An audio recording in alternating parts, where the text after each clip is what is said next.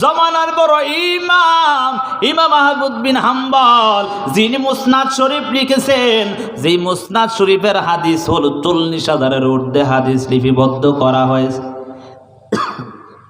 সেই মুসনাদ শরীফের লেখক হলেন ইমাম আহমদ বিন হাম্বল। ইমাম আহমদ বিন হাম্বল যখন হঠাৎ করে একদিন ঘরের মধ্যে আসিয়া তাকাইয়া দেখে মা ঘুমন্ত অবস্থায় ঘরে শুয়া রইল। মা ঘরে শুয়ে ঘুমাইতেছে। হঠাৎ করে ইমাম আহমদ বিন হাম্বল ঘরের মধ্যে আস্তে আস্তে করে ঢুকে গেল। আস্তে আস্তে করে ঘরে ঢুকার পর হঠাৎ করে তাকাইয়া দেখে মা শুয়ে রইছে, ঘুমে অচেতন হয়। আর হঠাৎ করে মায়ের পাউটা জড়াইয়া ধরিয়া ওই মায়ের পায়ের মধ্যে ধরে চুমু খাচ্ছে। ইমাম আহমদ বিন হাম্বল চুমু খাইতেছে, এমন ভাবে চুমু খাইতেছে, কিছুক্ষণ পর মা ঘুম থেকে জাগ্রত হয়ে গেল। তাকাইয়া দেখো ওই যে জমানার বড় ইমাম ইমাম আহমদ বিন হাম্বল মায়ের পায়ের মধ্যে চুমু খায়। মা চিল্লান দিয়া ঘুম থেকে উঠিয়া বলে, রে সন্তান, তুই কেন আমি একজন হতভাগা মায়ের পায়ের মধ্যে চুমু খাস? তোর জবান দিয়া কত বড় বড় সুন্দর সুন্দর হাদিসগুলো বের হয়েছে, তোর জবান দিয়া কত মাওলার কালাম, এত সুন্দর সুন্দর কালামগুলো বের হয়, তুই কেন আমি মায়ের এমন একজন গ্রামের মায়ের পায়ে চুমু খাস একটু জানতে চাই।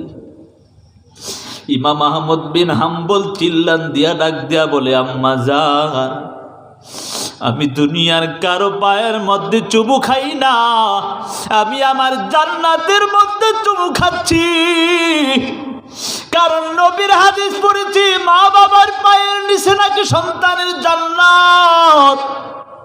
এজন্য মা, আমি আমার জান্নাতের মধ্যে চুমু খাই। বাজাকার শাহার جبيني در خروشان ولیدانا دوری معناک گوشان نگل گلبان گلش تسبیح خانیز بہر خواہی بتسبیحش زبانیز ذکر حقامد غذائی روح را مرحبا مد دل مجروح را لا الہ الا اللہ لا الہ الا اللہ। मोहब्बत एक जिक्र करी, ला इलाहा इल्लल्लाह ला इलाहा इल्लल्लाह। একটু রিভাবটা বাড়াও, হালকা। লা ইলাহা ইল্লাল্লাহ লা ইলাহা ইল্লাল্লাহ লা ইলাহা ইল্লাল্লাহ।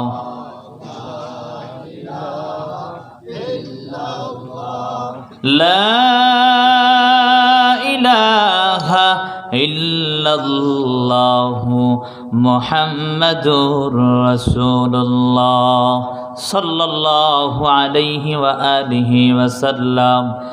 রব্বি জিদনি ইলমা রব্বি জিদনি ইলমা রব্বি জিদনি ইলমা রব্বি শরহ লি সদরি ওয়ায়াসসির লি আমরি ওয়াহলুল উকদাতাম মিন লিসানি ইয়াফকাহু কওলি। সুবহানাকা লা ইলমা লানা ইল্লা মা আল্লামতানা ইন্নাকা আনতাল আলিমুল হাকিম। এই দুনিয়া মিছে বলে ভাই, শুধু আশার খেলাঘর, চোখ বুঝিলে দেখবি রে মন, কে আপন আর কে বাপর, কোথা থেকে আগমন, কোথা যেতে হবে রে, কে আনিল কি কারণে জানা নাই ভবেতে। দীপ্ত কণ্ঠে হাফেজ কহে উলতাজা কি রে কখনো, একরাতর কি দুরাতর হায়, ভুলবো যে সেনে তোর জীবন। নদী পথে নৌকা চালাও কেরে মাঝি ভাই, বেলা ডুবার আগে আমি ওপার উঠতে চাই, ডুবে গেলে বেলা রে আর উঠে না, ভেঙে গেলে মেলা রে আর জমে না। সফাতের মধ্যে সুন্দর করে আল্লাহ আয়াত উল্লেখ করে দিয়েছেন, আমি আল্লাহ তোমাদেরকে বানাইছি, অতএব আমি আল্লাহর গোলামি করবো, অন্য কারো গোলামি করা যাবে? করা যাবে? কোনো বাবার গোলামি করা যাবে? একমাত্র কার গোলামি? কোনো পীর সাহেবের গোলামি চলবে? বুঝেন নাই কথা আমার? অনেকে বলবে নাতির এখানে বসাইছে, এখন যদি শুরু করে উল্টা পাল্টা তাহলে কি হয়? আমি চাই আমার দাদা, আমার চাচা, আমার বাপ, আমার ভাই কেউ যেন জাহান্নামে না যায়, ঠিক না? আমরা সকলে মিলে কোথায় যেতে চাই? জান্নাতে যেতে চাই। ধরেন আমি যে কোনো কারণবশত আটকিয়ে গেলাম, যদি আমার চাচা দেখে আমি জান্নাতে যাই, চাচাকে যদি ধরি, চাচা আমাকে ছাড়া আপনি কেন যাবেন জান্নাতে? আমি তো যতটুকু শিখছিলাম তার থেকে একটা কথা হলেও আপনাকে শিখাই চেষ্টা করছি, ঠিক না? তাহলে অবশ্যই যে কোনো উসিলার মাধ্যমে আল্লাহ আমাদেরকে পার করতে পারে কি পারে না? পারেন আল্লাহ। এজন্য গোলামি করব কার? আল্লাহ বলেন ওয়াকাযা রাব্বুকা আল্লা তা'বুদু ইল্লা ইয়্যা, আমি আল্লাহ তোমাদেরকে বানাইছি, অথবা আমি আল্লাহরে গোলামি করব, অন্য কারো। এখন গোলামি কিভাবে করতে হবে আমাদের? রবের গোলামিটা কিভাবে করতে হবে? রবের গোলামি বলে আল্লাহ যেভাবে আমাদেরকে নবীর মাধ্যমে বলে দিয়েছেন সেভাবে আমরা করতে হবে। এখন নবী নাই, নবীর যেই তরিকাটা সেটা ধরে রাখছে কারা? উলামায়ে কেরাম। ইন্নাল উলামা ওয়ারাসাতুল আম্বিয়া। নবীজি হাদিসের মধ্যে বলেন নিশ্চয়ই উলামায়ে কেরাম হলো নবীগণের ওয়ারিস। কিসের ওয়ারিস? জমি জমার ওয়ারিস নাকি? আপনার সন্তান যেমন আপনার থেকে জমির পাওনাদার আছে না, পাওনা আছে না, তো সেই হিসাবে আপনি দিবেন। এখন আমগুলো কি আপনি নবী দিয়ে গেছে নাকি?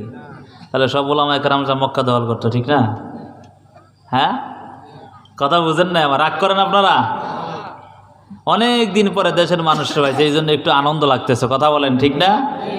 সময়ের কারণে দেশের মানুষের সাথে সময় দিতে পারি না। এজন্য আল্লাহ বলেন আমি আল্লাহর গোলামি করবো, অন্য কারণ না, তবে গোলামি করতে হবে নবীর তরিকা অনুযায়ী। নবী বলছে 5 ওয়াক্ত আল্লাহর মাধ্যমে, আল্লাহ তাআলা বলে দিয়েছেন নবীর মাধ্যমে 5 ওয়াক্ত নামাজ পড়ার জন্য। সেই 5 ওয়াক্ত নামাজটা কিভাবে পড়তে হবে সেটা নবীর তরিকা অনুযায়ী, ঠিক না? আপনি যদি ফজরের নামাজ জোহরের সময় পড়েন তাহলে কি হয় বলেন তো? হবে? বা ফজরের নামাজ তাহাজ্জুদের সময় পড়ে বলছেন হবে না? সময় আসলে আমার আর আপনার পড়তে হবে, নিয়মতান্ত্রিক আমরা করতে হবে আদায় না ইবাদতগুলো। এজন্য আল্লাহকে আমরা ডাকতে হলে, আল্লাহর ইবাদত করতে হলে আল্লাহর নবীর তরিকা অনুযায়ী আমাদের করতে হবে। এজন্যই আল্লাহ বলেন ওয়াকাযা রাব্বুকা আল্লা তা'বুদু ইল্লা ইয়্যা। আল্লাহ বলেন আমি আল্লাহ তোমাদেরকে দুনিয়ার জমিনে পাঠাইলাম আমি আল্লাহর গোলামি করার জন্য। কারণ আমি আল্লাহ এমন একজন আল্লাহ জানো, যে আল্লাহ তোমরা কখনো কোনোদিন আমি আল্লাহর কাছে ফরিয়াদ করো না, আল্লাহ দুনিয়ার জমিনে আমাকে পাঠান। করছি? কেউ করছেন? বুক ফুলে বলতে পারবেন যে আমি করছি? কেউ আমি আর আপনি কেউ করি না, আল্লাহ দুনিয়ার জমিনে আমাকে পাঠাও। তারপরও আল্লাহ তার আমাদেরকে দয়া করে মায়া করে মায়ের উদরে পাঠাইয়া এমন দয়া করছে জানো রে বাবা। মায়ের উদরে থাকার পর আল্লাহ প্রশ্ন করছে, হে আমার গোলাম, এর সে বড় কিছু আর চাস কিনা? দুনিয়া নামক এর সে বড় আর কিছু চাস কিনা? ওই সময় ডাক দিয়া বলছি, মালিক এর সে বড় আবার কি হতে পারে? মায়ের উদরটা কতটুকু বড় হতে পারে বলেন তো? একবার সংকীর্ণ, ঠিক না? কোনো রকম জীবনটা বাঁচছে 10টা মাস, ঠিক না? আল্লাহ প্রশ্ন করে, হে আমার গোলাম, বলো দুনিয়ার জমিনে তুমি কি যাইবা কিনা বলো। আল্লাহর প্রশ্নের জবাব দিয়েছি, আল্লাহ এর সে বড় আবার কি হতে পারে? তারপর আল্লাহ দয়া করে 10 মাস 10 দিন পরে তারপর তোমাকে দুনিয়ার মুখ দেখালো। দুনিয়া পাইয়া আমরা এমনভাবে আখেরাতকে ভুলে গেছি, এখন এমন অবস্থা হয়ে গেছে রে বাবা। একটা বারও চিন্তা করলি না রে ভাই, আমার রব আমাকে পাঠাইছে, কিন্তু কেন পাঠাইছে, কি করতেছে, একটা বারও আমাদের চিন্তা নাই। আছে না চিন্তা? যদি চিন্তা থাকতো তাহলে গোলাম কখনো অন্যায় কাজ করতে পারত না।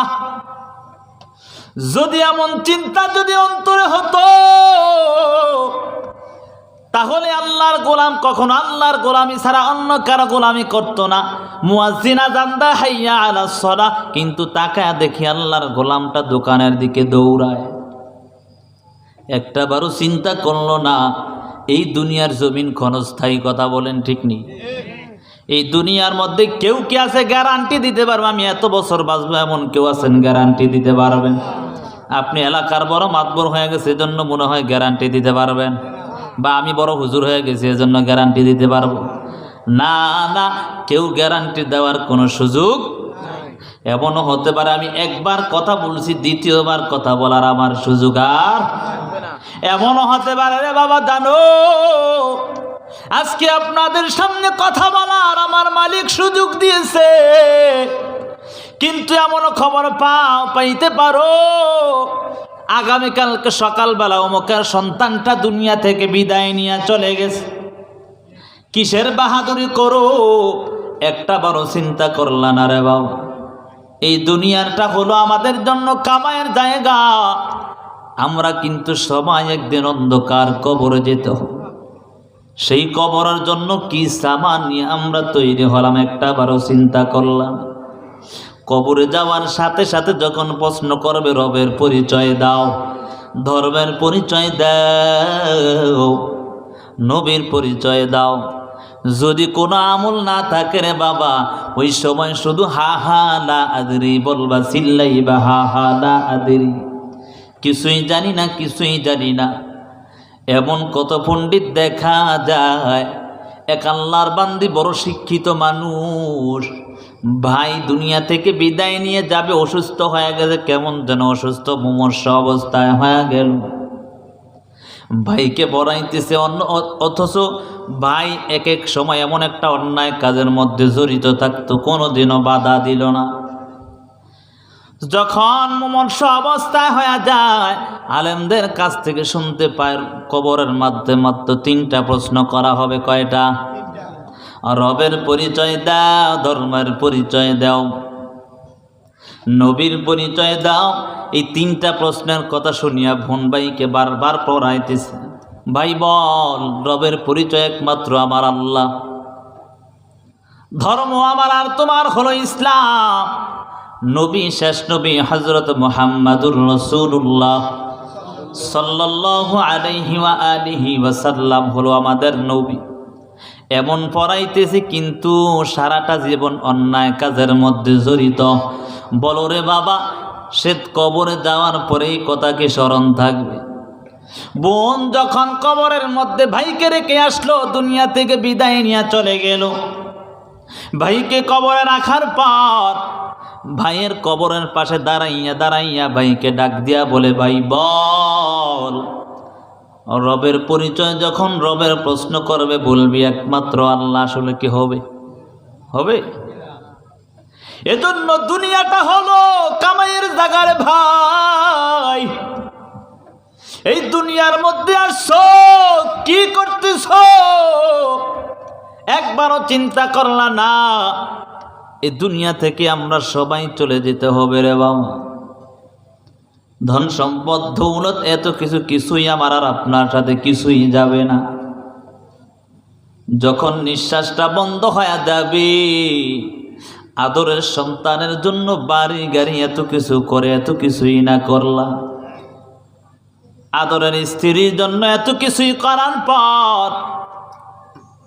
দুনিয়া থেকে যদি রাত্রেবেলা বিদায় নয়, দেখবা রাত্রেবেলায় ইমাম সাহেবকে টেলিফোন করছে, হুজুর তাড়াতাড়ি নেন, আমার ঘর থেকে লাশটা বের করে দেন, আর ঘরে রাখা যাবে না।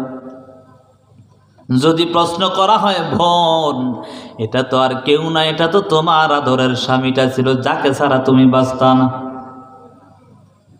কেন আজকে ঘর থেকে বের করে দিতেছো বলো? বলে হুজুর আমার বড় ভয় হয়, মনে হয় আমাকে আবার যেন নিয়ে যায় কিনা, এই ভয়টা আমার অন্তরে কেমন যেন ভয় হয়। একটু চিন্তা করো মন রে মন, কি করতেছি, কার জন্য এত কিছু করলাম? সে আদরের স্ত্রী পর্যন্ত আমাকে চিনল না, আদরের সন্তানও আমাকে ঘরের মধ্যে 10টা মিনিট রাখার জন্য নাই। কেন আজকে এত বাহাদুরি করো? রব এই জন্যই তো বলে, আমি আল্লাহ তোমাকে দুনিয়ার জমিনে পাঠাইলাম, আমি আল্লাহর গোলামি কর, অন্য কারো গোলামি করিস না রে বাবা। এই জন্য বাবা একটু চিন্তা করো, আল্লাহ তাআলা এই কথা বলে না সারাদিন রাত্র শুধু আমার গোলামি করবি, না না, আল্লাহ তাআলা বলেন, হে আমার গোলাম, তুই শুধু 5টা ওয়াক্তের সময় যদি আমি আল্লাহকে একবার আল্লাহ বলে ডাক দিস, আমি আল্লাহর কুদরতি অন্তরটা বড় ঠান্ডা হয়ে যায়। কারণ তুমি কি জানো, এই দুনিয়ার জমিনে মায়ের উদর হইয়া তারপর দুনিয়ার জমিনে আসছো। ওই মা বাবা তোমাকে জন্ম দেওয়ার পর রাগ হইয়া যদি মা বাবাকে 1 দিন 2 দিন ডাক না দাও, মা বাপ বড় কষ্ট পায়, মা বাবার মনটা বড় খারাপ হয়ে যায়। অন্যের সাথে বলা বলি করে আমার সন্তানটা আমাকে মা বলে ডাক দেয় না, বাবা বলে আমার সন্তানটা আমাকে বাবা বলে ডাক দেয় না, বাবা বলে পরিচয় দেয় না। এ কথা বলার পর মনটা বড় খারাপ। বলে কেন খারাপ? সন্তানটা মা বাবা বলে ডাক দেয় না, এজন্য মনটা বড় খারাপ। এরে বাবা, মা বাবা শুধু জন্ম দিয়েছে, এই জন্য যদি মনটা বড় খারাপ হয়ে যায়, মা বাবাকে একবার ডাক না দিই, অথচ একটা বারো চিন্তা করো নাই যে রব্বে কারিম আমার আল্লাহ এত আদর করে দুনিয়ার জমিনে পাঠাইল। মুয়াজ্জিন 5টা ওয়াক্তে যখন আযান দেয় রে, দুনিয়ার মানুষ কত আর দুনিয়ার মধ্যে পড়ে থাকবি? আসো নামাজের মধ্যে আসো, কল্যাণে আসো, কিন্তু একটা বারো চিন্তা করলি না রে বাবা, একটা বারো চিন্তা করলা না। এজন্য সাবধান হয়ে যাও। আল্লাহ বলেন, আমি আল্লাহ তোর জন্য একটা বারো বলি না সারাটা দিন রাত্র আমি আল্লাহর গোলামি করবি। যদি সকাল সন্ধ্যা এবং 5টার সময় যদি আমার গুণগান গাইতে পারো, সারাটা দিন রাত্রের গোলামি আমি আল্লাহর হয়ে যাবে। সুবহানাল্লাহ। এজন্যই তো রব্বে কারিম আমার আল্লাহ বলেন, ওয়াসাব্বিহুহু বুকরাতাও ওয়া আসিলা। যদি সকাল সন্ধ্যা মাওলার জিকিরের মধ্যে লিপ্ত হয়ে যাও, যেই বান্দা যেই বান্দি সকালবেলা আল্লাহর জিকিরে মশগুল হয়ে যাবে, ওই বান্দার আমলনামায় সকাল থেকে নিয়ে সন্ধ্যা পর্যন্ত জিকিরের সওয়াব আল্লাহ লিখবেন। সুবহানাল্লাহ। কেউ যদি আবার সন্ধ্যার সময় মাগরিবের নামাজ আদায় করিয়া আল্লাহর বান্দা বান্দি যদি আবার জিকিরের মধ্যে মশগুল হয়ে যায়, রব্বে কারিম আল্লাহ বলেন যে তোমার সন্ধ্যাবেলা মাওলার জিকিরে কাটানোর কারণে সন্ধ্যা থেকে নিয়ে সকাল পর্যন্ত জিকিরের সওয়াব লিপিবদ্ধ করে দেওয়া হয়। এজন্য মাওলার গোলামি করো, আল্লাহকে ডাকো। আল্লাহ যেহেতু আমাকে আর আপনাকে বানাইছে, আমি আল্লাহ তোমাদেরকে বানাই না, অতএব আমি আল্লাহর গোলামি করবা, অন্য কারণ নয়। এটা হলো একমাত্র আমি আল্লাহর হক। দ্বিতীয় নাম্বার হক বিল ওয়ালিদাইনি ইহসানা। হে গোলামের দল, দুনিয়ার জমিনে আমি আল্লাহ পাঠাইলাম, আমি আল্লাহর গোলামির পর দ্বিতীয় নাম্বার হলো ওয়াবিল ওয়ালিদাইনি ইহসানা। যেই মা বাবার মাধ্যম হইয়া দুনিয়ার জমিনে আসছো, সেই মা বাবার প্রতি ইহসান করো, দয়া করো। সেই মা বাবার প্রতি দয়া করো, ইহসান করো। কারণ ডাকাইয়া দেখো, অনেকের মা নাই, অনেকের বাবা নাই। অনেকে এমন সন্তান আছে, তাকাইয়া দেখবেন ঘরে গিয়া মা মা বলে ডাক দিতে পারে না। এমন সন্তানও আছে, গত বছর মা ছিল, বাবা ছিল, এখন এই বছর ঘরে গিয়ে একবার মা বলে ডাক দিতে পারবে না। তার কপালটা বড় খারাপ। কারণ মা বাবার চেহারার দিকে যদি একটা বার নেক নজরে তাকাইতে পারে, হজের সওয়াব আল্লাহ লিখে দেন। সুবহানাল্লাহ। অনেক সন্তান এমন আছে মা হারাইয়া ফেলেছে, জানো। অনেক সন্তান এমন আছে বাবাকে হারাইয়া ফেলছে। ওই সন্তানটা বুঝে মা বাবা কেমন সম্পদ, একবারও চিন্তা করলি না রে বাবা। এই জন্য আমার আল্লাহ বলেন, হে আমার গোলামের দল, আমি আল্লাহ তোদেরকে দুনিয়ার জমিনে পাঠাইলাম, আমি আল্লাহর গোলামি করবি। দ্বিতীয় নাম্বার হলো মা বাবার প্রতি ইহসান করবি, দয়া করবি। এই মা বাবা কেমন মা বাবা জানো? যেই মা বাবা নিজে না খাইয়া সন্তান তোমাকে আর আমাকে খাওয়াইছে। একটা বারোকে চিন্তা করলা না? যেই মা বাবা কত কষ্ট করিয়া করিয়া নিজের শরীরটা এমন ভাবে শুকায়া ফেলছে।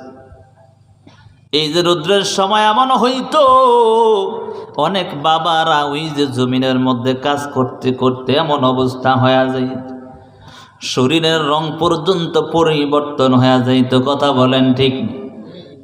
এখন অনেকের যাদের মা বাবা নাই, তারা বুঝতে পারে বাবা কত কষ্ট করে লালন পালন করেছে।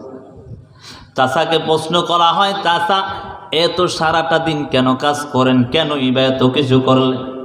প্রশ্নের জবাবে বলে, ভাতিজা একদিন যদি কম কাজ করি তাহলে আমার সন্তানগুলা ভালো খেতে পারবে না, সন্তানগুলা ভালো খেতে পারবে না, ভালো পড়তে পারবে না। এই জন্য বেশি সময় নিয়ে কাজ করি। ওরে বাতিদা, এই জন্য বেশি বেশি করে কাজ করতেছি যেন আমার সন্তানগুলো ভালো খায়, আমার সন্তানগুলো যেন ভালো ভালো পড়তে পারে। এই জন্য আমি এত কষ্ট করতেছি। এরে বাবা, একটু চিন্তা করো, তাকাইয়া দেখো, এমনও বাবা আছে যারা ঈদের সময় নিজের সন্তানদেরকে কত সুন্দর সুন্দর পোশাক বানায় দিত, কিন্তু ওই সন্তানগুলো একটা বারও চিন্তা করে না মা বাবা কত কষ্ট করেছে। এরে বাবা, একটু চিন্তা কর। এমনও বাবা তাকাইয়া তাকাইয়া নিজের চোখে তাকায়া দেখলাম নিজে একটা পোশাক 5 বছর 10 বছর কাটায়া দিছে। এমন বাবা তাকাইয়া তাকাইয়া দেখেছি, জানো, সেই বাবা নিজে না খাইয়া সন্তানের জন্য টাকা জমাইয়া নিয়ে আসছে। এমন নিজের চোখে তাকাইয়া দেখলাম, আমি নিজেও এমন কষ্টের শিকার হয়েছি, জানো। আপনারা সকলেই কিন্তু আমার ব্যাপারটা আপনারা সকলেই জানেন। আমার বাবা কিন্তু এমন ধনাঢ্য না যে টাকা পয়সার অভাব নাই, খুব ভালো ভালো সব কিছু করে দিস। টাকায় দেখতাম বাবা 5টা বছর হয়ে যাইতো একটা জামা নিয়ে কাটায়া দিত। মাঝে মাঝে প্রশ্ন করতাম, আব্বা জান কেন আর পোশাক বানান না? কিন্তু তাকায়া দেখি কোনো ঈদে কোনোদিন বন্ধ দেয় না আমাদের পোশাকগুলো। কেমন বাবারে জানো, এমন বাবা অনেকে হারাইয়া ফেলছো, একটা বারো চিন্তা করো না এর সন্তান ওই বাবা মা কত কষ্ট করিয়া তোমাকে লালন পালন করেছে জানো? সেই মা আজকে যাদের ঘরে নাই, যেই মায়ের উদরে আসার পর মায়ের উদরে যখন পেটে লাথি মেরেছো, সেই মায়ের কলিজা পর্যন্ত ছিঁড়ে এমন হয়ে যাইতো। সবাই মিলে খাবারের টেবিলে বসছে, কিন্তু মাও খাবারের টেবিলে বসে গেল, কিন্তু হঠাৎ করে মা খাবারের টেবিল থেকে উঠে গেল। মাকে প্রশ্ন করা হয়, অন্যান্য সন্তানরা বলে মা কেন খাও না, বা বাবা বলল কেন খাও না, ডাক দিয়া বলে আমার শরীরটা ভালো না। এমন মা যাদের হারাইয়া ফেলছো, আজকে তারা বুঝে একটা বার যে ঘরে গিয়া মা মা বলে ডাক দিতে পারে না। সেই মাটাকে হারাইয়া আজকে যারা এতিম হয়ে গেছে, বাবা হারা এতিম হয়ে গেছে, তাদের মনটা যতই তাদের কাজগুলো বড় হয় না, কিন্তু মনটা ছোট হয়ে থাকে, জুবায়া যাইত। সেই মা বাবাকে কেমন করে কষ্ট দাও রে যুবক সন্তান। আজকে টাকার জন্য সেই মা বাবাকে কত কষ্ট দাও, ধন সম্পদের জন্য কত কষ্ট দাও। সেই মা বাবার খেদমত করো। আল্লাহ বলেন ওয়া বিল ওয়ালিদাইনি ইহসানা, মা বাবার প্রতি ইহসান করো, মা বাবার প্রতি দয়া করো। ওই মা বাবা পাইয়া দ্বারা এখনো বুঝতেছো না রে সন্তান, ওই মা বাবার পায়ে গিয়া ধরো, মা জীবনে বড় অন্যায় করে ফেলেছি, আর অন্যায় করব না। কারণ তুমি কি জানো, মায়ার নবী হাদিসের মধ্যে জানায়া দেন, ক্বালান নবী সাল্লাল্লাহু আলাইহি ওয়া আলিহি ওয়াসাল্লাম, রিদার রাব্বি ফি রিদাল ওয়ালিদাইন ওয়া সাখাতুর রাব্বি ফি সাখাতিল ওয়ালিদাইন। মায়ার নবী হাদিসের মধ্যে বলেন, মা বাবা যদি তোমার প্রতি অসন্তুষ্ট হয়ে যায়, আমার আল্লাহ তোমার প্রতি অসন্তুষ্ট হয়ে যাবে। মা বাবা যদি তোমার প্রতি সন্তুষ্ট হয়, আমার আল্লাহ তোমার প্রতি সন্তুষ্ট হয়ে যাবে। এজন্য মা বাবার প্রতি দয়া করো, ইহসান করো। এজন্য আল্লাহ বারবার ডাক দেয় বিল ওয়ালিদাইনি ইহসানা, মা বাবার প্রতি ইহসান করো, মা বাবার প্রতি দয়া করো। ইম্মা ইয়াবলুগান্না ইনদাকাল কিবারা আহাদুহুমা আও কিলাহুমা ফালা তাকুল লাহুমা উফফিন ওয়ালা তানহারহুমা ওয়া কুল লাহুমা কওলান কারীমা। আমার আল্লাহ ডাক দিয়া বলে, হে সন্তানের দল, ইম্মা ইয়াবলুগান্না ইনদাকাল কিবারা আহাদুহুমা আও কিলাহুমা, তোমার জীবদ্দশায় যদি তোমার মা বাবা উভয়জন বার্ধক্য কিংবা একজন বার্ধক্য উপনীত হয়ে যায়, ওই মা বাবার প্রতি তুমি কষ্ট দেওয়া যাবে না। ইম্মা ইয়াবলুগান্না ইনদাকাল কিবারা আহাদুহুমা আও কিলাহুমা ফালা তাকুল লাহুমা উফফিন ওয়ালা তানহারহুমা। আমার আল্লাহ বলেন, হে সন্তানের দল, তোমার জীবদ্দশায় যদি তোমার মা বাবা কিংবা উভয়জনের একজনও যদি বার্ধক্য উপনীত হয়, ওই মা বাবাকে উপশব্দ বলতে পারবা না, বলাইতেও পারবা না। কেন বলছে এই কথা জানো? মুফাসসিরিনে কেরাম লিখেন, বলে সন্তান ছোট থাকতে যেমন অনেকভাবে কিছুই বুঝে না, মা বাবাকে অনেক সময় কষ্ট দিয়া ফেলে, ওই মা বাবা যখন বৃদ্ধ হয়ে যায়, ওই মা বাবাও কিন্তু তেমন করে ছোট ছোট বাচ্চার মতো হয়ে যায়। ঠিক না? চলবে, শেষ করে দেই, আর অল্প সময় নাকি শেষ করে দেয়, যেহেতু আদানের সময় আবার ফজরের নামাজ পড়তে হবে আমাদের, ঠিক না? কোনো রকম একটু বলে ইনশাল্লাহ শেষ করে দেবো। থাকবেন তো ইনশাল্লাহ? অল্প সময় থাকবেন তো ইনশাল্লাহ?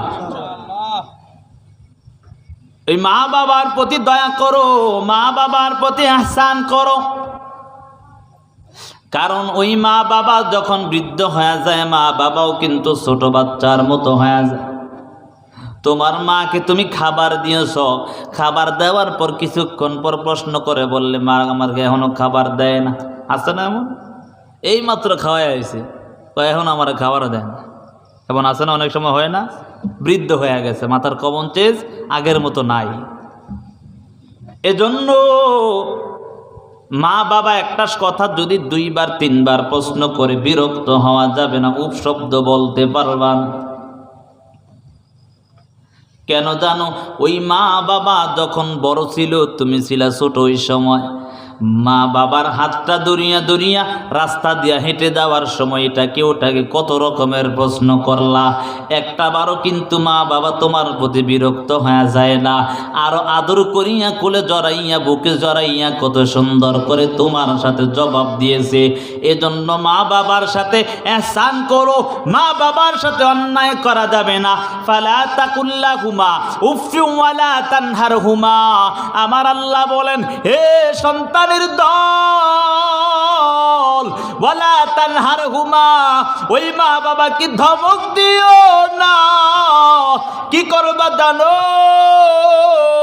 ওয়ালা তানহারহুমা ফালা তাকুল্লাহুমা উফফিন ওয়ালা তানহারহুমা ওয়া কুল্লাহুমা কওলান কারীমা। আল্লাহ বলেন, হে সন্তানের দল, মা বাবাকে উপশব্দ বলতে পারবা না, ধমকও দিতে পারবা না। ওই মা বাবার সাথে কি আচরণ করবা? ফালা তাকুল্লাহুমা উফফিন ওয়ালা তানহারহুমা ওয়া কুল্লাহুমা কওলান কারীমা। আল্লাহ বলেন, হে সন্তানের দল, ওই মা বাবার সাথে কথা বলতেও শিষ্টাচার পূর্ণ কথা বলতে হবে। মা বাবার সাথে ধমক দিয়া কথা বলা যাবে না। এমন সন্তান আছে না নাই? আছে না এমন? মা একটা কথা বলে হুটকে একটা ধমক দিয়ে তারাই দিস, বাবা একটা কথা বলছে ধমক দিয়ে তারাই দিস। আসেনি এমন সন্তান? সাবধান। মায়ার নবী হাদিসের মধ্যে জানায় দেন, এরে বাবা জানো, আল্লাহর নবী হাদিসের মধ্যে জানায় দেন, আল জান্নাতু তাহতা আকদামিল উম্মাহাত, মা বাবার পায়ের নিচে সন্তানের বেহস্ত। একটা ঘটনা বললেই বুঝতে পারবেন। ইমাম আহমদ বিন হাম্বল ছোট ইমাম ছিল, হ্যাঁ, জমানার বড় ইমাম আহমদ বিন হাম্বল, যিনি মুসনাদ শরীফ লিখেছেন, যেই মুসনাদ শরীফের হাদিস হল 40,000-এর ঊর্ধ্বে হাদিস লিপিবদ্ধ করা হয়েছে। সেই মুসনাদ শরীফের লেখক হলেন ইমাম আহমদ বিন হাম্বল। ইমাম আহমদ বিন হাম্বল যখন হঠাৎ করে একদিন ঘরের মধ্যে আসিয়া তাকাইয়া দেখে মা ঘুমন্ত অবস্থায় ঘরে শুয়া রইল। মা ঘরে শুয়ে ঘুমাইতেছে। হঠাৎ করে ইমাম আহমদ বিন হাম্বল ঘরের মধ্যে আস্তে আস্তে করে ঢুকে গেল। আস্তে আস্তে করে ঘরে ঢুকার পর হঠাৎ করে তাকাইয়া দেখে মা শুয়ে রইছে, ঘুমে অচেতন হয়ে। আর হঠাৎ করে মায়ের পাউটা জড়াইয়া ধরিয়া ওই মায়ের পায়ের মধ্যে ধরে চুমু খাচ্ছে। ইমাম আহমদ বিন হাম্বল চুমু খাইতেছে, এমন ভাবে চুমু খাইতেছে, কিছুক্ষণ পর মা ঘুম থেকে জাগ্রত হয়ে গেল। তাকাইয়া দেখো ওই যে জমানার বড় ইমাম আহমদ বিন হাম্বল মায়ের পায়ের মধ্যে চুমু খায়। মা চিল্লান দিয়া ঘুম থেকে উঠিয়া বলে, রে সন্তান, তুই কেন আমি একজন হতভাগা মায়ের পায়ের মধ্যে চুমু খাস? তোর জবান দিয়া কত বড় বড় সুন্দর সুন্দর হাদিসগুলো বের হয়েছে, তোর জবান দিয়া কত মাওলার কালাম, এত সুন্দর সুন্দর কালামগুলো বের হয়, তুই কেন আমি মায়ের এমন একজন গ্রামের মায়ের পায়ে চুমু খাস একটু জানতে চাই। ইমাম আহমদ বিন হাম্বল চিল্লান দিয়া ডাক দিয়া বলে, আম্মা জান, আমি দুনিয়ার কারো পায়ের মধ্যে চুমু খাই না, আমি আমার জান্নাতের মধ্যে চুমু খাচ্ছি। কারণ নবীর হাদিস পড়েছি, মা বাবার পায়ের নিচে নাকি সন্তানের জান্নাত। এজন্য মা আমি আমার জান্নাতের মধ্যে চুমু খাই। এ সন্তান একটা বারো চিন্তা করলি না ওই মা বাবাকে কেমন করে ধমক দাও, যেই মা বাবা এত কষ্ট করেছে, যেই মা বাবা নিজে না খাইয়া সন্তান তোমার জন্য কতই না কষ্ট করলো রে সন্তান, এমন ভাবে সেই মা বাবাকে কেমন ভাবে আজকে গালি দাও একটা বড় চিন্তা করো না। যদি পারো এখনো সময় আছে মার পায়ে ধরে মাপ চাও, বাবার পায়ে ধরে ক্ষমা চাও। কোনো মা বাবা কিন্তু মানুষের কাছে গিয়া বলবে না আমার সন্তান অন্যায় করে তারপর আমার কাছে ক্ষমা চাইছে, না না, মা বাবা খুশি হইয়া আর আল্লাহর কাছে বলবে আল্লাহ আমার সন্তানটা ভুল বুঝিয়া তারপর আবার ফিরে আসছে, ক্ষমা করে দাও। ওই মা বাবা কিন্তু এখনো তোমার জন্য হাতটা তুলিয়া দোয়া করে রে বাবা। এজন্য সাবধান হয়ে যাও। যাদের মা বাবা নাই শুক্রবার জুমার নামাজটা আদায় করিয়া মা বাবার কবরের পাশে দাঁড়ায়া মা বাবার জন্য ইসালে সওয়াব পাঠায়া দাও। কারণ হাদিসের মধ্যে আসছে ওই মা বাবার জন্য যদি সন্তান কবরের পাশে দাঁড়ায় ওই ফেরেশতারা ওই সন্তানের আমল নামাগুলা মা বাবার সামনে এমনভাবে ব্যানার হিসাবে সামনে ধরে বেলে। এরে বাবা ওই সময় মা বাবাকে যখন ফেরেশতারা এই আমল নামাগুলো ধরে বেলে মা বাবা ফেরেশতাদেরকে ডাক দিয়া বলে হে ফেরেশতাদের দল এমন কঠিন সময়ের মধ্যে কে আমার জন্য এত উপকার করলো, বলে যেই সন্তানটা বাসায় রেখে আসলা দুনিয়ার জমিনের মধ্যে সেই সন্তানটা আজকে তোমার জন্য এই সওয়াবগুলো পাঠায়া দিস। মা ডাক দিয়া বলে, বাবা ডাক দিয়া বলবে আমার সন্তান তো আমার সাথে অনেক অন্যায় করেছে, কেমন করে এই কাজটা করলে তো ভালো কাজ। বলে ইমাম সাহেবের আলেমের বয়ান শুনিয়া ভুল বুঝি এখন তোমার কাছে এসে তোমার জন্য ইসালে সওয়াব পাঠায়া দেয়।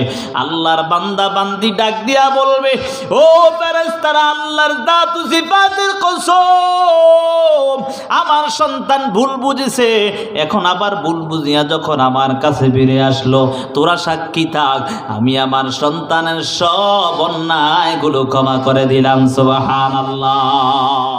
আল্লাহ ডাক দিয়া বলবে ও সন্তানের দল মা বাবা যদি তোমাকে ক্ষমা করে দেয় আমার আল্লাহ ক্ষমা করে দিবে। এজন্য বলে ওয়াকুল্লাহুমা কাওলান কারীমা, হে সন্তানের দল শিষ্টাচারপূর্ণ কথা বলো। কথা বলতে সময় ওই কথাগুলো সুন্দরভাবে সুন্দর মধুর মধুর কথা বলবা। মা যেমন ভাবে কথা বলে বাবা যেমন ভাবে কথা বলে তেমন ভাবে কথা বলতে হবে। তুমি এ শহরের মধ্যে থাকো এই জন্য বাবার সাথে শুদ্ধ ভাষায় কথা বলা যাবে না, কারণ এমনও হতে পারে বাবা কষ্ট পেতে পারে, কারণ বাবা গ্রামে থাইকা গ্রামের ভাষা বলতে হয়। কথা বলেন ঠিক নি? এজন্য মা বাবা যেমন তার সাথে তেমন ভাবে চলতে হবে। এরে বাবা আল্লাহ বলেন ওয়াকুল্লাহুমা কাওলান কারীমা ওয়াকফিদ লাহুমা জানাহাজ যুল্লি মিনার রাহমা। এরে সন্তানের দল তোমার মা বাবার প্রতি বিনয়ের ডানা বিছিয়ে দাও আর বলবা ওয়াকুর রব্বিরহামহুমা কামা রব্বায়ানি সগীরা। হে দয়ার মালিক ও দয়ার আল্লাহ যখন ছোট ছিলাম রে মালিক নিজে দেখতাম তাকায়া দেখতাম মা বাবা আমাদেরকে এত খাবারও খাওয়াইতে পারতো না। ও আল্লাহ আজকে অনেক কিছু হয়েছে মা বাবা নাই রে আল্লাহ। আমার মা বাবা ছোটবেলা যেমন করে লালন পালন করেছে ও আল্লাহ আমার মা বাবাকেও তেমন ভাবে আরাম আয়েশে আপনি রাখবেন। আল্লাহ বলেন হে গোলামের দল শোন, ওই মা বাবা দোয়া করলে যেমন মা বাবার দোয়ার মধ্যে পর্দা থাকে না, সাথে সাথে আল্লাহ কবুল করে নেয়। ওই সন্তানও যদি মা বাবার জন্য দোয়া করে তাহলে ওই দোয়াও আমার আল্লাহ কবুল করে নেয়। সুবহানাল্লাহ। এজন্য মায়ের খেদমত করো। এখন অনেকে বলতে পারবেন, ও হুজুর, আমার মা বাবা আমার প্রতি অন্যায় করেছে, আমার মা বাবা আমার প্রতি অন্যায় করি আমার ভাইয়ের নামে জমি জমা সব লিখে দিছে, আমার বোনের নামে সব কিছু লিখে দিছে। সাবধান সাবধান, ওই মা বাবা কিন্তু আল্লাহর কাছে জবাবদেহি করতে হবে। কিন্তু তুমি সন্তানের একটা ক্ষমতাও নাই ওই মা বাবার সাথে একটু কটু বাক্য কথা বলার। মা বাবার সামনে যে কটুবাক্য কথা বলবে এই সুযোগও কারো দেওয়া হয় নাই। কারণ হাদিসের মধ্যে আসছে, মা বাবা যদি কাফেরও হয় সেই মা বাবার সাথে অন্যায় করা যাবে না। তবে সেই মা বাবা যদি আপনার প্রতি জুলুম করে, জুলুমের একদিন জবাব দিতে হবে কি হবে না? এত সহজ দুনিয়া। আপনি মা বাবা হয়ে গেছেন এজন্য আপনি বড় কিছু হয়ে গেছেন না, আল্লাহর কাছে জবাবদেহি করতে হবে। তবে এই প্রশ্নের এই বিচার কোনো সন্তান করতে পারবে না, কোন সন্তান এ বিচার করার কোনো সুযোগ নাই। তবে সাবধান হতে হবে মা বাবারও, এজন্য সাবধান হয়ে যাও। আল্লাহর কাছে বলো, আল্লাহ, যাদের মা বাবা দুনিয়া থেকে বিদায় নিয়ে চলে গেছে, আল্লাহর কাছে দয়া করো। আল্লাহ, মা বাবার জীবনের অন্যায়গুলো ক্ষমা করে দাও। যদি বাবা মা বাবার সাথে এমনভাবে অন্যায় করো তারা কবরে যাও, কবর তোমার জন্য ভালো হবে না। মায়ার নবী হাদিসের মধ্যে বলেন, ক্বালান নবী সাল্লাল্লাহু আলাইহি ওয়া আলিহি ওয়াসাল্লাম, আল কবরু রাউযাতুম মির রিয়াজিল জান্নাহ আও হুফরাতুম মিন হুফারিন নার। মায়ার নবী হাদিসের মধ্যে বলেন, যারা গুনাহ নিয়ে কবরে যাবে, মা বাবার অবাধ্য হইয়া কবরে যায়, তাদের জন্য কবর হবে জাহান্নামের গর্ত। আর নেক আমল নিয়ে যারা কবরে যাবে, মা বাবার বাধ্য সন্তান হয়ে যারা কবরে যাবে, তাদের জন্য কবরটা হবে বড় বড় ভালো। কেমন ভালো জানো? কবরটা হবে জান্নাতের বাগান। এ সন্তানের দল, এজন্য এখনো সময় আছে, মা বাবার হাতে ধরে পায়ে ধরে ক্ষমা চাও। আর জীবনে অন্যায় করা যাবে না। জাহান্নামের আযাব সহ্য করার কারো এক সেকেন্ডের ক্ষমতা নাই। একটু তাকাইয়া দেখো, এই যে কয়েকদিন আগে এত অবস্থা খারাপ হয়ে গেল, বৃষ্টি না হওয়ার কারণে মানুষ গরম সহ্য করতে পারে না। এমন দুনিয়ার আযাব তো কিছুই না। দুনিয়ার মধ্যে সূর্য 9,30,00,000 মাইল দূর থেকে সূর্য উল্টো পিঠ দ্বারা তাপ দেয়, তারপরও এত গরম সহ্য হয় না। এরে বাবা, একটু চিন্তা করো, হাসরের ময়দানে আল্লাহ যখন সূর্যকে এক হাত বা আধা হাত উপরে নিয়ে আসবে, আল্লাহ বলবে, রে সূর্য, তোর 12টা মুখ দ্বারা তেমন ভাবে ভাউপিঠ দ্বারা তাপ দেওয়া আরম্ভ করে দাও। সূর্যের তাপে জমিটা তামা তামা হয়ে যাবে, এমন ভয়ঙ্কর অবস্থা হয়ে দাঁড়াবে। মাথার মগজগুলো টাস টাস টাস টাস করে পেটে যাবে, এমন ভয়ঙ্কর অবস্থা। জানো, ওই মা সন্তানকে চিনবে না, বাবা সন্তানকে চিনবে না, সন্তান মা বাবাকে চিনবে না, ভাই ভাইকে চিনবে না। এই জন্যই তো আল্লাহ বলেন, ইয়াউমা ইয়াফিরুল মারউ মিন আখিহি ওয়া উম্মিহি ওয়া আবি ওয়া সাহিবাতিহি ওয়া বানি লিকুল্লি ইমরিইম মিনহুম ইয়াউমা ইযিন শা'নুন ইউগনি। আল্লাহ বলেন, এমন অবস্থা, ভয়ঙ্কর অবস্থা হয়ে দাঁড়াবে, ভাই ভাইকে চিনবে না, সন্তান মা বাবাকে চিনবে না, মা বাবা সন্তানকে চিনবে না। এমন ভয়ঙ্কর অবস্থা হয়ে দাঁড়াবে, মাথার মগজগুলো টাস টাস টাস টাস করে পেটে যাবে। সাবধান হয়ে যাও, ওই জাহান্নামের আযাব সহ্য করার কারো এক সেকেন্ডের ক্ষমতা নাই। দুনিয়ার আগুন থেকে 70 গুণ বেশি জাহান্নামের আগুন। এমন ভয়ঙ্কর অবস্থা। জানো, ও যুবক সন্তান, ও পর্দার আড়ালের মা গো, কত অন্যায় করতেছো, একটা বারও চিন্তা করলা না? দুনিয়ার জমিন ছেড়ে একদিন কিন্তু সবার চলে যেতে হবে, অন্ধকার কবর সবাই যেতে হবে রে বাবা। একদিন তাকাইয়া দেখো, তোমার 14 গোষ্ঠী যারা পূর্বপুরুষ ছিল তারা সবাই চলে গেল এক এক করে। এখনো সময় আসতেছে, আমিও চলে যাব, আপনিও চলে যাবেন, কেউ থাকবে না। এমন যেহেতু হয়ে যাবে, ওই ওই কবরের সামানপত্র নিয়ে কবরে যাওয়ার প্রয়োজন আছে না নাই? এজন্য কবরের সামানপত্র নিয়ে যদি কবরে যেতে হয় তাহলে আমরা কবরের সামানপত্র কি করতে হবে? যখন মুয়াজ্জিন আযান দেয়, আযান দেওয়ার সাথে সাথে মসজিদে গিয়ে হাজির হতে হবে। এই রে বাবা, একটু সময়টা বের করে নাও। কত সময় কত কাজে নষ্ট করে বেলো। 5টা ওয়াক্তে গিয়া আল্লাহর কাছে বলো, আল্লাহ জীবনে অন্যায় করে ফেলেছি, আর অন্যায় করব না। ও দয়ার মালিক, আর জীবনে অন্যায় করব না। আজকে থেকে তওবা করলাম আল্লাহ, অন্যায় করতে করতে জীবন ধ্বংস হয়ে গেছে রে আল্লাহ। আজকে থেকে তওবা করলাম। মায়ার নবী হাদিসের মধ্যে বলে তওবা করবা, এমন তওবা বলে তোমার পানিগুলো, চোখের পানিগুলো গালের নিচে আসার আগে আগে আমার রব তোমার জীবনের সব অন্যায়গুলো ক্ষমা করে দিবে। আমার আল্লাহ বারবার ডাক দেয়, ইয়া আইয়ুহাল্লাযীনা আমানু তুবু ইলাল্লাহ তাওবাতান নাসুহা। হে ঈমানদারের দল, তোমরা তওবা করো, আন্তরিকতার সাথে তওবা করে নাও। আর জীবনে অন্যায় করব না। অন্যের জমি লুটপাট করে থাকলে, অন্যের সম্পদ লুটপাট করে থাকলে তারটা তাকে বুঝায়া দাও। এরে বাবা, আর অন্যায় করা যাবে না। ওই অন্যায় যে করবা না সেটার ওপর দৃঢ় প্রতিজ্ঞা নিতে হবে। কথা বলেন ঠিক নি? আজকে তওবা করছেন, কালকে আবার ছেড়ে দিন, তাহলে কি হবে? না, ভালোভাবে খাটে দিলে তওবা করতে হবে। এখন সময় আছে, তওবা করে নাও। জাহান্নামের আযাবের কথা চিন্তা করিয়া 5 ওয়াক্ত নামাজ পড়িয়া নিজের জীবনটাকে সুন্দর করো।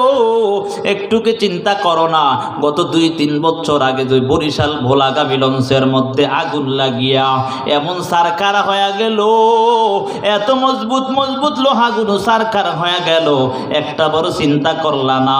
এমন অবস্থা হয়ে গেল, মানুষগুলো জলে পড়ে সারকার সারকার হয়ে গেল।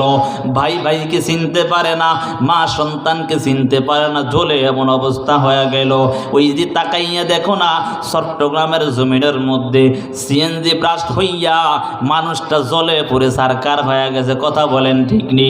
কিসের বাহাদুরি করো? দুনিয়ার আগুন তো কিছুই না। ওই যে কবরের আগুন কত ভয়ঙ্কর হবে রে বাবা, 70 গুণ বেশি হয়ে দাঁড়াবে। এই জন্য সময় আছে, মাওলার কাছে তওবা করো। আল্লাহ, জীবনে কত অন্যায় করলাম, আর অন্যায় করব না। নামাজ ছেড়েছি, আর নামাজ ছাড়ব না। মা বাবার অবাধ্য হয়ে গেছি, আর অবাধ্য হব না। খাঁটি যদি নিয়ত হয়, 2টো হাত আমার আল্লাহকে দেখাইয়া বলো, আল্লাহ, 2টো হাত উঠাইয়া আল্লাহকে বলেন, আল্লাহ জীবনে কত অন্যায় করেছি, আর অন্যায় করব না। ও দয়ার মালিক, মা বাবার সাথে অন্যায় করেছি, আর অন্যায় করব না। 5 ওয়াক্ত নামাজ ছাড়ব না। জামাতে পড়ার চেষ্টা করব ইনশাআল্লাহ। আল্লাহ তাআলা আমাদের সকলকে কবুল করুক। সকলে বলি আমিন।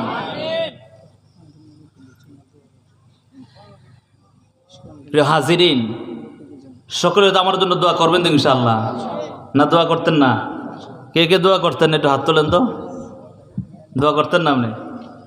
হায় হায়, আমাকে নোয়াখালী এলাকার মধ্যে নোয়াখালী গেছি, কে কে জাহান্নামে যাবেন হাত তোলেন তো। 2-3টা মুরব্বী, 2-3 জন হাত তুলে বলছে, কি চাচা জাহান্নামে যাবেন নাকি?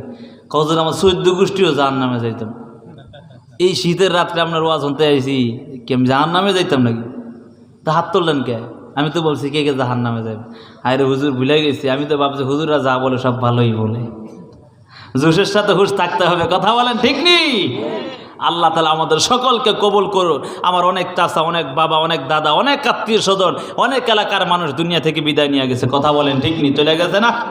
অনেক আত্মীয় স্বজন, ছোট বড় অনেকে চলে গেছে না? এজন্য সবার জন্য দোয়া করতে হবে, আল্লাহ যেন সকলকে মাফ করে দেয়। সকলে বলি আমিন। এই এলাকার কবরবাসী যারা কবরে চলে গেছে সকলকে যেন আল্লাহ মাফ করে। আর এলাকার মধ্যে যুবকরা যারা এই কাজটা করেছে, এখন অনেকে প্রবাসে থাকে, ঠিক না? তাদের জন্য দোয়া করতে হবে, আল্লাহ যেন সকলকে সমস্ত বিপদ থেকে হেফাজত করেন। বিশেষ করে আমাদের এই খিড্ডা এলাকার মধ্যে আল্লাহ যেন শান্তি বর্ষণ করে। সকলে বলি আমিন। কিছু বলবা? প্রবাসীরা অনেকে দান করছে, আল্লাহ যেন তাদের কামাই রুজির মধ্যে বরকত বাড়ায় দেন। সকলে বলি আমিন। এই কাজটা যেন সারা সব সময় করতে পারে, আল্লাহ যেন সব সময় করার তৌফিক দান করে। সকলে বলি আমিন। তারা কিন্তু পারতো গানের কনসার্ট করতে। কথা বলেন, পারতো কি পারতো না?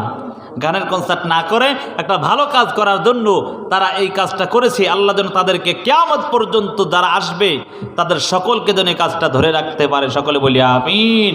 মুরব্বীদের যারা বেঁচে আছে আল্লাহ যেন সকলকে সুস্থতার সাথে দীর্ঘ নেক হায়াত দান করে। আস্তাগফিরুল্লাহ আল্লাযী লা ইলাহা ইল্লা